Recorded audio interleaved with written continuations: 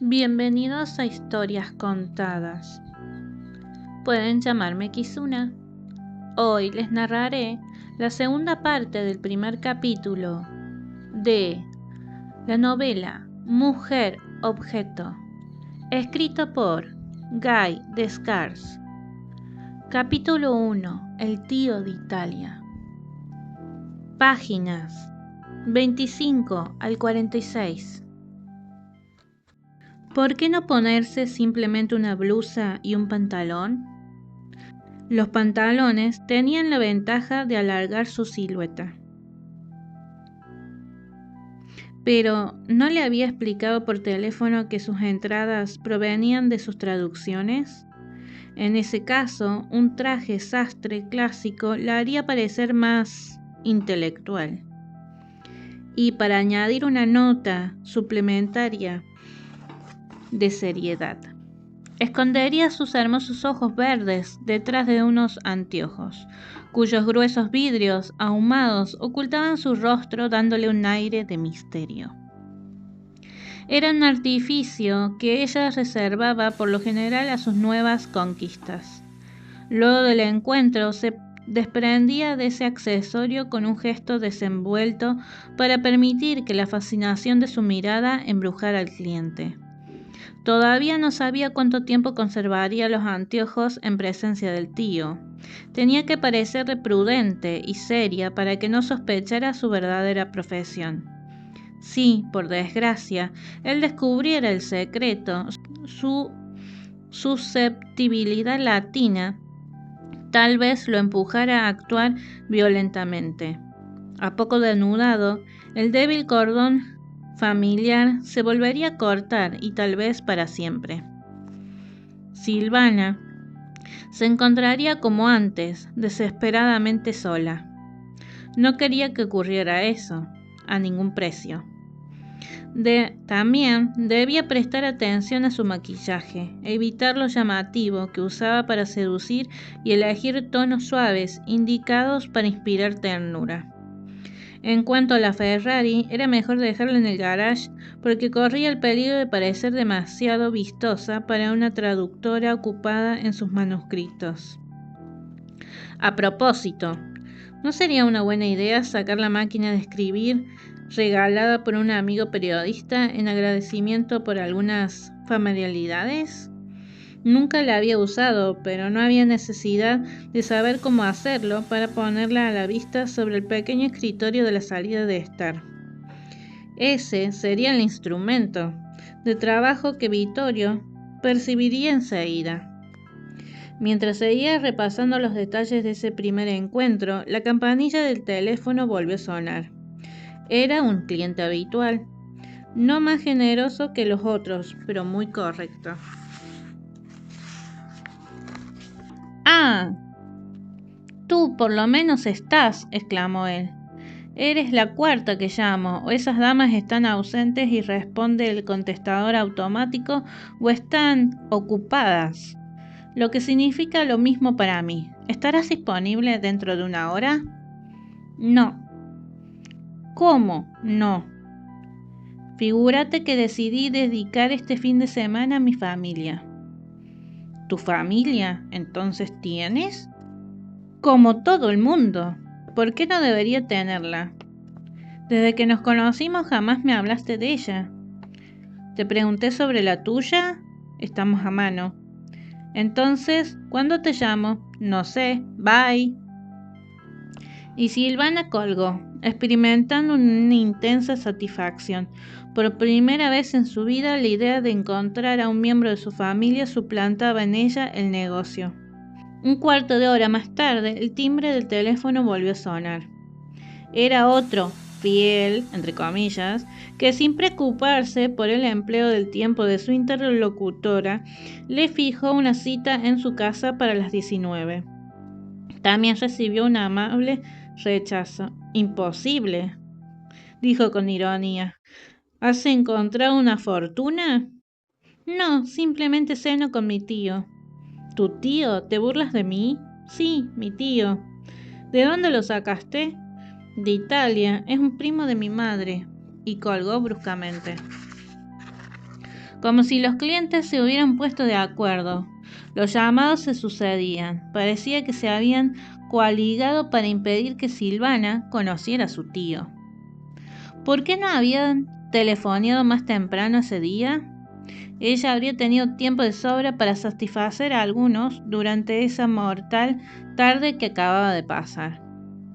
Con ganas habría desconectado el teléfono para tener paz, pero temía que Vittorio hubiera tenido un contratiempo y quisiera avisarle. Una avería en el auto siempre es posible. Por eso era necesario que el teléfono quedara a la entera disposición de la familia que, por fin, se iba a reconstituir. En el pensamiento de Silvana, el tío que se aprestaba a recibir tomaba cada vez más la figura de un enviado del cielo, un ángel custodio. Eso parecía Vittorio, un protector que sabría inclinarse con infinita ternura sobre su soledad. Esta perspectiva volvía a Silvana a sus problemas de tocador. Cuando se tiende la suerte de recibir la visita de un ángel, hay que ponerse a su altura y sobre todo no tratar de seducirlo como a un vulgar cliente, con artificios de maquillaje. Debía reservar para su tío el rostro de la verdadera Silvana. La dificultad está en no saber ser natural cuando se ha sido llevada desde su juventud a vivir por y para la mentira. La pureza de la cual se había alejado desde hacía tantos años no vuelve instantáneamente por más que se sienta, de golpe, la necesidad de ella. Mirándose en el espejo del cuarto del baño, Silvana se dio cuenta de que no era fácil mostrar un rostro inocente por encargo. Tanto peor. Haría lo posible por conseguirlo. ¿Resultaría o no? A las 20, juiciosamente sentada en uno de los sillones de la salida, vestida lo más sobriamente posible, poco maquillada, de mirada disimulada detrás de los anteojos, parecía en todo una pequeña burguesa que espera el retorno del marido. Debía tener paciencia.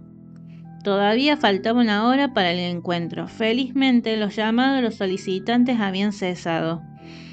Esos señores estarían a punto de cenar después de haber organizado agradablemente la tarde. Silvana aprovechó esta hora de tregua para considerar las respuestas que daría el tío si éste le hacía preguntas delicadas. No habiendo vuelto a verla luego de tantos años, no podría sospechar su verdadera profesión, ni siquiera lo que había sido su vida después de la muerte de Birna. Tal vez, empujada por la imperiosa necesidad de seleccionar en su memoria los recuerdos peores que habría que esconder a Vittorio, Silvana, siempre acurrucada en un sillón y mirando sin ver el decorado que conocía de memoria, empezó a revivir su pasado. Las primeras imágenes se mezclaron, confusas y superpuestas, antes de volverse más nítidas. El rostro resplandeciente de su madre, que Silvana encontraba tan bello, se destacaba como telón de fondo. Era muy parecido al retrato colgado en el dormitorio. Sabía muy poco sobre ese cuadro. Había sido pintado cuando ella tenía apenas 6 años, por un joven artista griego llamado Tribos, quien, según parece, habría sido uno de los amantes de Birna. Desde el punto de vista de su hija, Birna había tenido toda la razón, mortificada como lo estaba por un marido odioso, en buscar consuelo en otras partes. Pero Silvana era demasiado pequeña en esa época para haberse dado cuenta de lo que pasaba. Fue su madre adoptiva la que le reveló todo y sus palabras resonaban todavía, años después, en la cabeza de la joven. ¿Te das cuenta, mi pequeña Silvana, de que la profesión de tu padre no era brillante? Comisario de policía, y ejercía su profesión con demasiado celo para mi gusto. ¿Usted lo conoció? Lo menos posible. No permitía a tu madre que me viera. Según parece, yo sería una mala relación para ella. Yo, su mejor amiga. Él tenía el espíritu obtuso de esas personas que machacan lugares comunes sobre el orden y la ley como si fueran verdades del Evangelio. Todo aquel que no aprobara sus opiniones se convertía automáticamente en un enemigo. Ese fue mi caso. No podía soportarme, ni yo a él. Estuve muy preocupada por tu madre durante el tiempo en que sabía que estaba en manos de semejante bruto. ¿No te das cuenta del servicio que les hizo a las dos el día en que decidió el divorcio con el pretexto de que Virna tenía una conducta escandalosa? ¿Ganó el juicio de divorcio? Por desgracia sí, lo que le evitó tener que pasar una pensión a tu madre. Una vergüenza.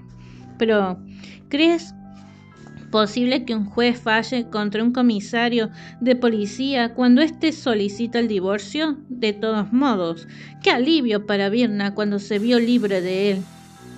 Lo único que la preocupaba era no poder quedarse contigo. Sabía que tu padre no te quería, pues habría deseado un hijo varón. Ella, por el contrario, siempre te adoró. ¿Y usted no ha vuelto a tener noticias de mi padre?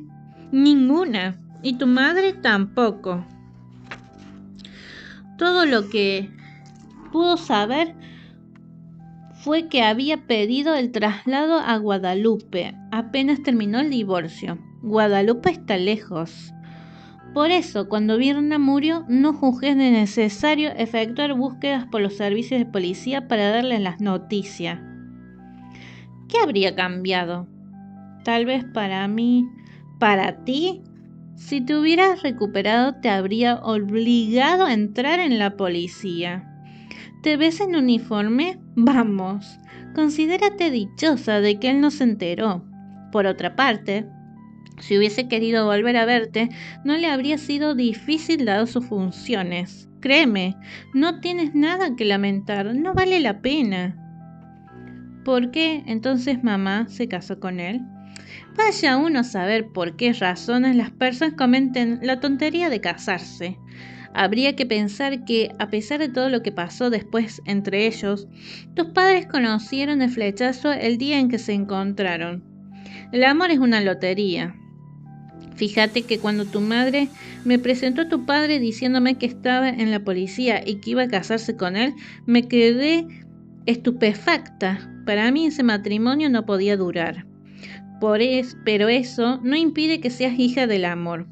No hay nada más que mirarte para convencerse. Eres tan linda. Y mamá, háblame de ella. ¿Qué quieres que te diga sobre Virna? Físicamente era como ese retrato que te guardé y del cual no debes separarte nunca. Allí descubrirás toda la vivacidad de su espíritu. Sus ojos eran tal vez menos fascinantes que los tuyos, porque eran negros y no verdes, pero reflejaban sin embargo todo el sol de Italia. ¿Fue acaso del abandono de mi padre que se suicidó? Por cierto que no. Para ella la partida de tu padre fue más bien una liberación. No, una mujer con tanta sensibilidad no podía matarse más que por una verdadera pena de amor. ¿Cuál? A pesar de la profunda amistad que nos unía, nunca me hizo confidencias sobre ese tema. Por supuesto, tenía aventuras. ¿Quién no las tiene? Pero de eso a una de ellas la haya conducido a la desesperación hay un abismo. La idea del suicidio no encajaba para nada en su mentalidad.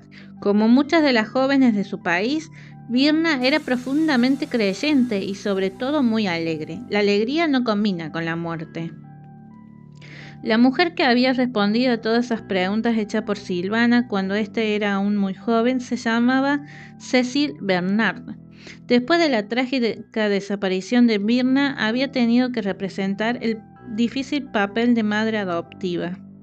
En efecto, fue a ella a quien, antes de dormirse para siempre por medio de barbitúricos, Virna había enviado algunas líneas febrilmente escritas en las cuales le suplicaba que se ocupara de su hija, entonces de 7 años de edad.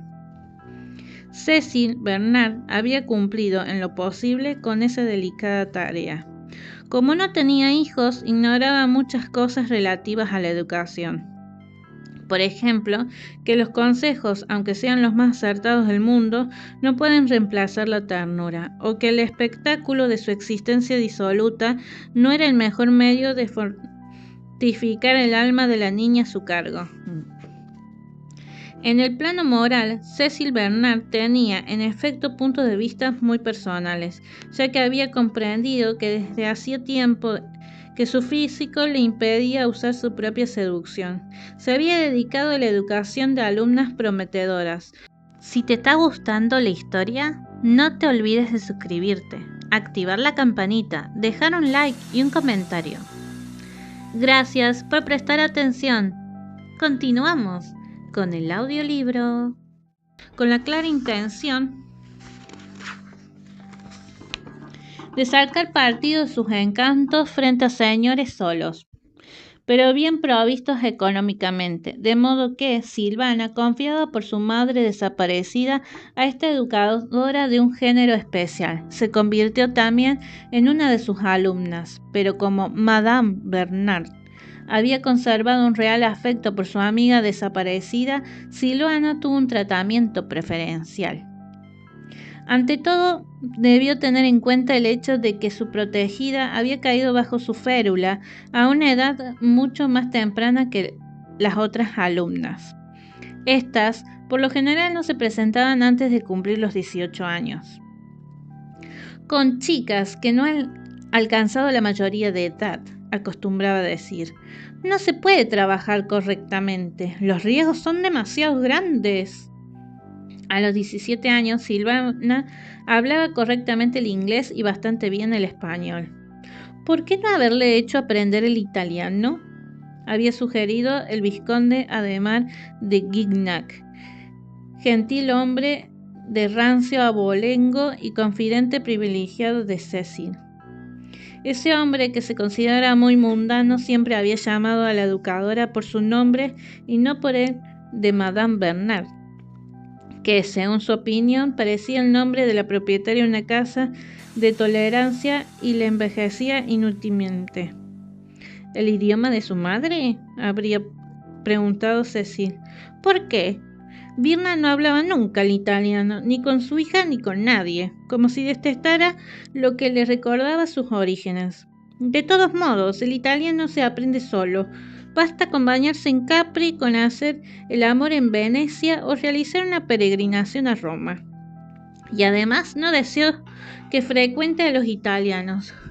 Son hombres peligrosos para las mujeres. Peligrosos. Son atraídas por ellas demasiado rápido. Si bien viviera, todavía no le gustaría ver a su hija enredada con uno de esos compatriotas. El vizconde no había insistido, contestándose con mover la cabeza, lo que en él demostraba la desaprobación. A los 17 años, Silvana era una criatura para nada huraña, que no pedía más que convertirse en una mujer deseable si tal vez debía ser su destino. Madame Bernard presintió esas ventajas naturales y no vaciló en poner manos a la obra para favorecer su desarrollo. Hay que reconocer que tenía una gran práctica en esa esfera y ya había lanzado con éxito a muchas otras alumnas, pero tomando a Silvana como un caso excepcional, le reservaba un tratamiento de excepción. De hecho, este había comenzado enseguida de la muerte de Birna, con quien la niña habitaba un pequeño alojamiento al pie de la colina de Montmartre. Madame Bernard le hizo mudarse a su casa, mucho más amplia, en la plaza del General Cantros. El inmueble era importante y de respetable aspecto, lo que hacía difícil imaginar que el apartamento del tercer piso escondía una oficina de colocaciones para encantadoras jovencitas. Desde su llegada a ese nuevo hogar, Silvana fue informada de que en adelante debía llamar tía a su protectora. Los Madame Bernard estaban reservados a los clientes o a otras chicas a las cuales la patrona mantenía cierta distancia. pues en su casa nunca ocurría nada que pudiera ofender la moral o la dignidad. Habría sido demasiado peligroso. Ella se limitaba a hacer las presentaciones a cambio de una razonable comisión. El resto ocurría obligatoriamente afuera. Silvana estuvo siempre alejada de ese extraño ballet.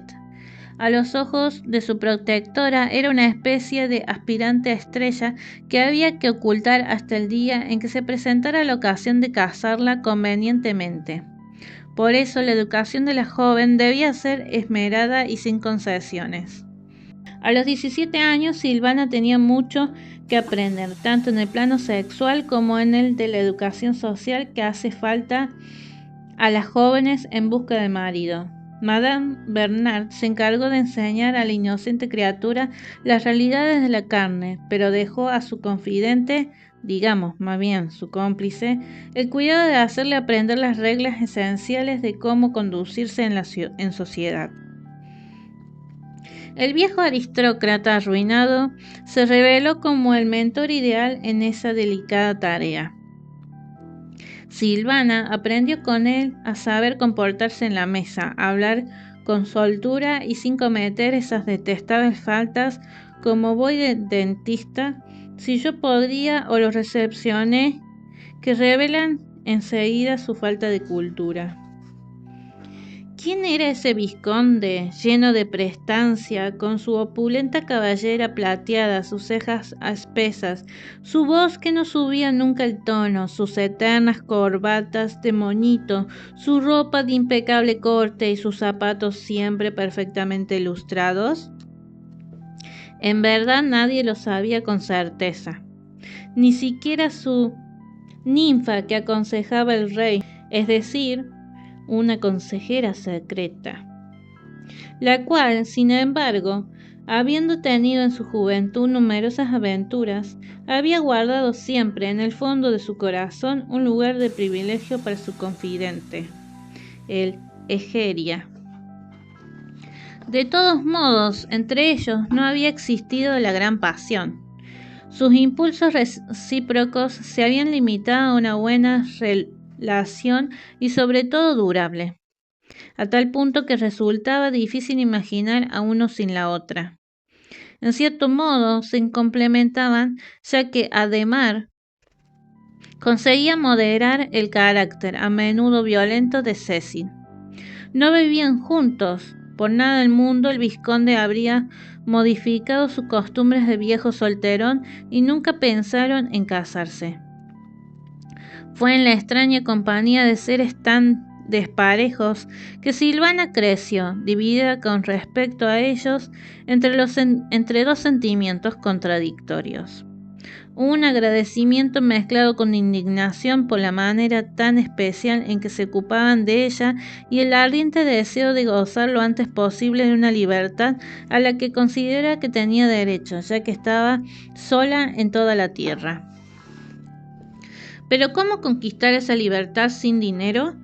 Era necesario que lo ganara. Madame Bernard y el vizconde se pusieron de acuerdo para convencerla de que el mejor medio sería hacer un casamiento ventajoso.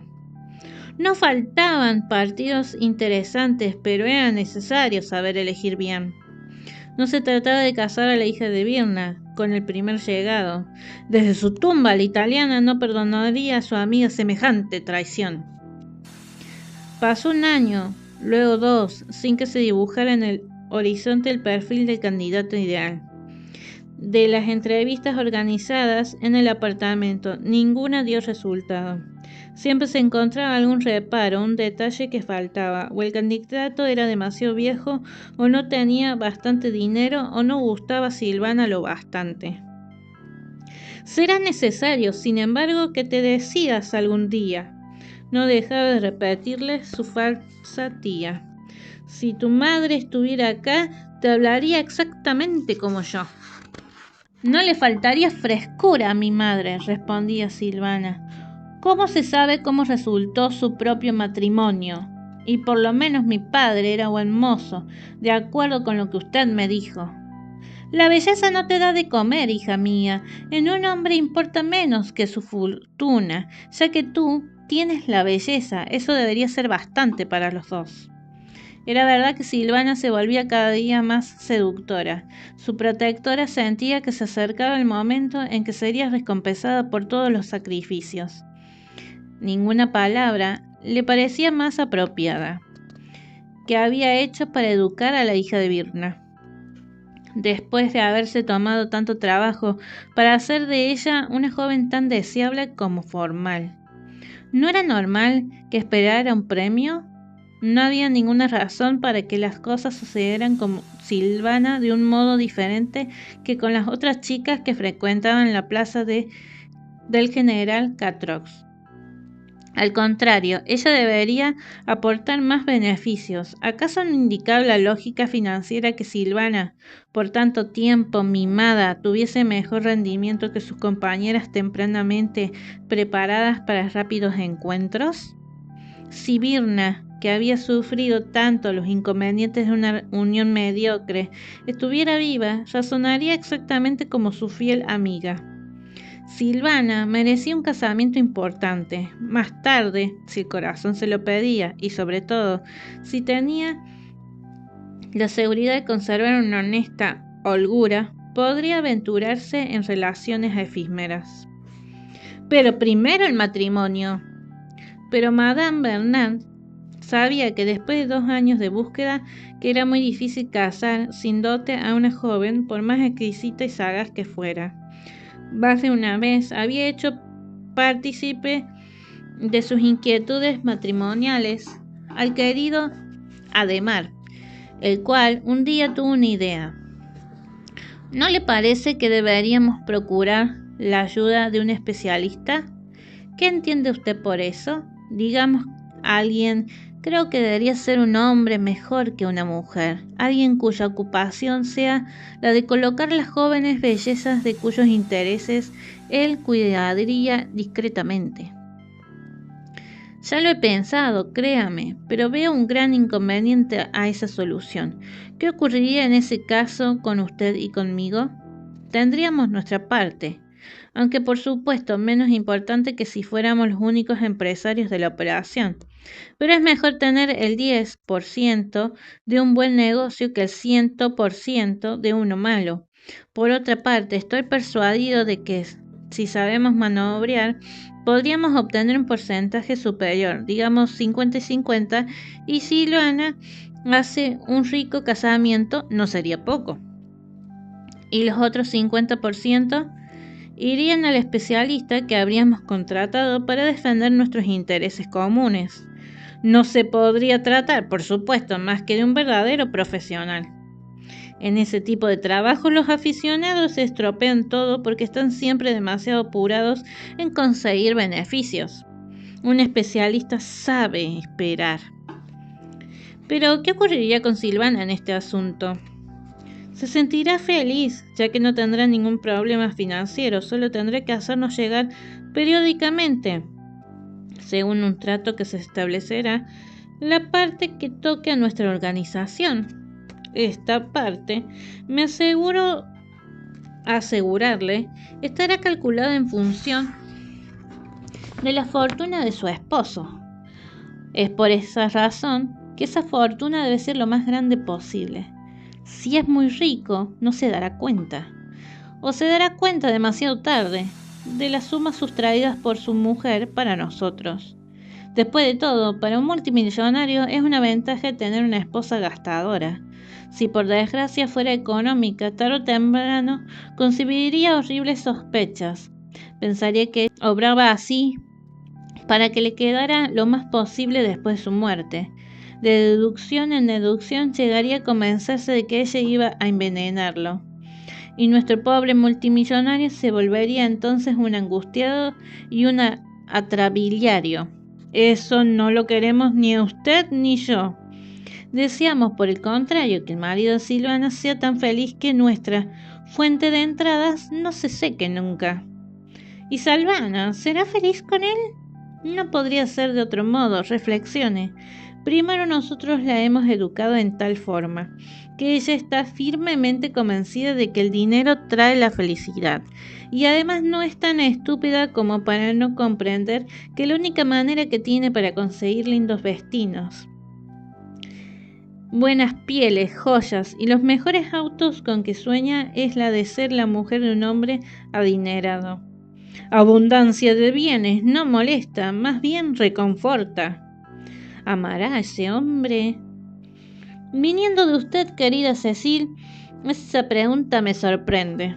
No hemos educado a Silvana para que se convierta en una romántica, aunque, después de todo, ¿por qué no terminará amando a su marido si éste sabe mostrarse generoso y solícito? En otros casos ha ocurrido así. Entonces, ¿qué decisión tomará usted? Conozco a un hombre capaz de descubrir al marido que necesitamos. Su organización es perfecta y tiene ramificaciones en casi todos los países que ofrezcan interés monetario.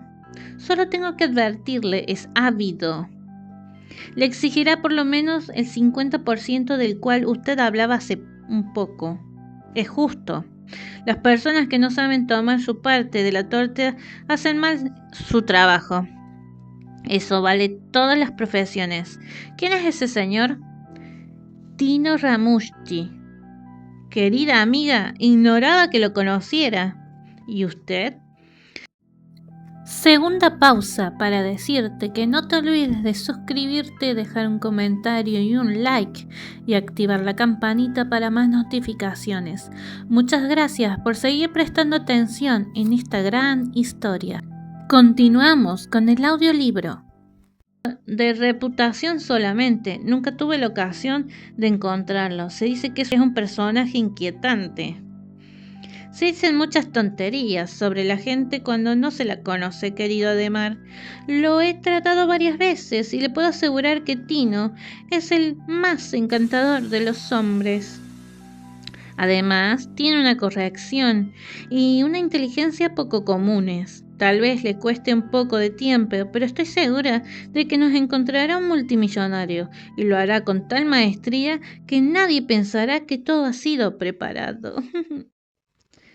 ¿Cree que Silvana aceptará? Estoy segura de que no podrá reparos a la realización de nuestro plan. ¿No cree que parece más maleable estos últimos meses? Ha comprendido que un matrimonio ventajoso es lo mejor para ella. ¿No piensa más bien que solo tiene una idea fija de huir de nosotros? Es posible. A pesar de todo lo que se hace por ellos, los hijos a menudo son ingratos. Digo esto, pero no me parece que Silvana sea así, o esconde muy bien su juego, pero creo haber adivinado, aunque ella nunca me dijo nada, que sienta terriblemente la ausencia de sus verdaderos padres. Después de todo es normal. Ni padres, ni hermanos, ni abuelos, ni primos cercanos o lejanos. No ha tenido como familia más que a nosotros. Es mejor que nada, pero no reemplaza los lazos de sangre. Hemos hecho todo lo posible para paliar esa carencia, pero me pregunto si hemos tenido éxito. ¿Cómo me gustaría oírla hablar así, querida Cecil? Siempre pensé que, a pesar de su carácter áspero, usted podía mostrarse humana cuando era necesario. Ay, gracias, Ademar. Le confieso que lo que me inquieta más respecto de Silvana es saber si tiene corazón. Su madre lo tenía, por cierto. Virna era un poco alocada en sus caprichos, pero tenía asombrosos arranques de generosidad, lo que nunca descubrí en su hija. ¿Cómo querría que fuera de otro modo si siempre nos ha oído hablar del dinero y del modo de conseguirlo? Pero mi pobre amigo, ¿qué se puede hacer sin dinero? ¿Y cómo Silvana no lo tiene? ¿Y usted piensa que ella le estará agradecida un día por haberle hecho ganar una fortuna por medio de un casamiento ventajoso? Espero que el porvenir le dé la razón. Pero dígame, ¿de dónde viene ese Tino Ramusti a quien usted piensa llamar? ¿Con ese nombre? De Córcega. Por supuesto. Su sensatez me ha fascinado siempre. Es porque usted nunca la ha tenido, Ademar. No lo he conocido más que un hombre alegre a la par que un soñador. Eso es, por otra parte, lo que constituye su encanto y siempre me ha seducido. Nosotros nos amamos, Cecil. Es posible, pero este no es el momento de enternecernos. Volvamos a los problemas serios, o sea, al porvenir de Silvana. Voy a telefonear a Tino para dar una cita con él y explicarle la situación. De todos modos, conseguiré un buen consejo. Pero atención, no le hable de mis gestiones a Silvana. Tino querrá conocerla para juzgar sus posibilidades. Es necesario que la entrevista se haga discretamente para que Silvana no sospeche nada. Tenga confianza en mí y déjeme actuar sola. Mi querida, lo dejo en sus manos. Un mes más tarde, la falsa tía anunció a su pseudo sobrina: Querida, tu tío y yo acabamos de tomar una gran decisión. Pensamos que al llegar a tu mayoría de edad debes tener más libertad. El verano se aproxima. Tienes que aprovecharlo. ¿Te gusta esta idea? La respuesta de Silvana fue entusiasta, traducía esa espontaneidad de la juventud impaciente por actuar a su manera. El «Oh, sí, tía Cecil» fue sincero, y además acompañado de una sonrisa que Madame Bernard nunca antes había visto en el rostro de su protegida, de modo que continuó. Sabía que estarías de acuerdo conmigo. He comprendido que empezabas a aburrirte aquí y que no tenías interés en seguir estudios interminables. Tienes deseo de vivir tu vida, ¿no es cierto? Sí, tía Cecil. Tus conocimientos no son demasiado completos, pero, en fin, son suficientes para una linda chica como tú. Estoy persuadida de que sabrás desenvolverte y aprovechar las lecciones de Ademar para actuar en el gran mundo. Dicho de otro modo, no te falta más que encontrar un hombre bien en todos los aspectos. Evidentemente, hasta este momento las pocas entrevistas que organicé para ti resultaron un fracaso, y eso, quiero hacértelo notar, solamente por tu culpa. Ninguno de esos señores le gustaba a la señorita. Sin embargo, eran muy ricos. No hablemos más de eso. Lo que el corazón no quiere, eran tan feos. Un hombre no puede tenerlo todo, hija mía. La mayoría de las veces hay que elegir. Si te decides por un marido con fortuna, tendrás después la posibilidad de engañarlo con un joven apuesto y sin un centavo. Pero si optas desde el comienzo por un Apolo, pobre, no es seguro que te puedas consolar luego de una amante bien provista. Mi experiencia personal me ha probado que los hombres que tienen dinero son más tacaños con sus amantes que con sus esposas. En cuanto tienen una relación, pretenden ridículamente ser amados por ellos mismos. Pero volvamos a ti. Tu tío y yo vamos a regalarte unas vacaciones. Verdaderas vacaciones, o sea, sin nosotros. ¿Eso no te dice nada? Por el contrario, me dice mucho. Partirás dentro de una semana para Juan Lespin. Es un lugar encantador donde podrás divertirte. Te alojarás en el Provenzal, un hotel de primera categoría. Ya tienes una habitación reservada y te pagaremos toda la estada con media pensión. Seductora como eres, no tendrás dificultades en hacerte invitar para las otras comidas. Será necesario que salgas y te muestres. No es quedándote encerrada en tu cuarto o sentada en un sillón de hall que puedes hacer conquistas. Deberás mostrarte y hasta llamar la atención, cuidando en todas las circunstancias de observar unos modales irreprochables. Será necesario que los hombres se pregunten al verte pasar: ¿quién será esa joven tan distinguida? Nos debes eso a tu tío y a mí en retribución por todo el trabajo que nos tomamos por educarte. No olvidarás tampoco que estarás considerada como una joven de buena familia. Si te hacen preguntas sobre tus padres, responderás que, habiendo quedado huérfana muy pequeña, fuiste guiada por tu tío paterno, el vizconde Adhemar de Gignac, y su mujer, digamos su compañera. Si las personas curiosas quisieran averiguar, terminarían por descubrir que Adhemar y yo no estamos casados. Por lo tanto, si les informa enseguida que vivimos maritalmente, la situación es más franca. Y prefiero ser la amante oficial de un vizconde que la esposa legal de un pequeño burgués. ¿De quién soy la sobrina entonces? ¿De usted o de él? De él, por supuesto. Gracias a una antigua alianza, estás cerca de mí. ¿Cuánto durarán mis vacaciones? El tiempo necesario para que encuentres la horma de tu zapato. ¿Me has comprendido? Sí, tía Cecil. Queda por resolver el problema de la ropa. Tu tipo de mujer no se adapta a los vestidos comunes.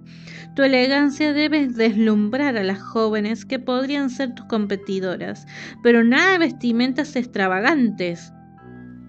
No hay nada peor que hacer huir a los hombres con clase. Vamos entonces a aprovechar los pocos días que nos quedan antes de tu partida para recorrer los negocios. Si consiento en hacer este evento sacrificio por ti, es pensado en la querida Birna, que se sentirá feliz de saber que su hija hace perder la cabeza a la Court. Y además, estas vacaciones pueden marcar un vuelco decisivo en tu existencia. Madame Bernard había sido una mujer de decisiones rápidas. 8 días más tarde acompañó con el fiel Adhemar a una joven bien equipada hasta el aeropuerto de Orly. En el momento de despedirse, dijo mientras abrazaba a Silvana: no te pido que nos mandes tarjetas postales. Ya no se usa. Llámanos por teléfono de vez en cuando, preferentemente a mediodía. Tus veladas estarán, por cierto, muy ocupadas para contarnos si todo anda bien. Además, olvídanos un poco y piensa en ti, solamente en ti. No sé cómo agradecerles a los dos todo lo que han hecho. Esperemos que los recuerdes más tarde. Sé que no eres una ingrata. Diviértete mucho, fue el último deseo del vizconde. Pero Silvana ignoraba en este instante en el que creía volar hacia la libertad que todo lo que le ocurriría en adelante había sido tramado en secreto, con la complicidad de Tino Ramuschi.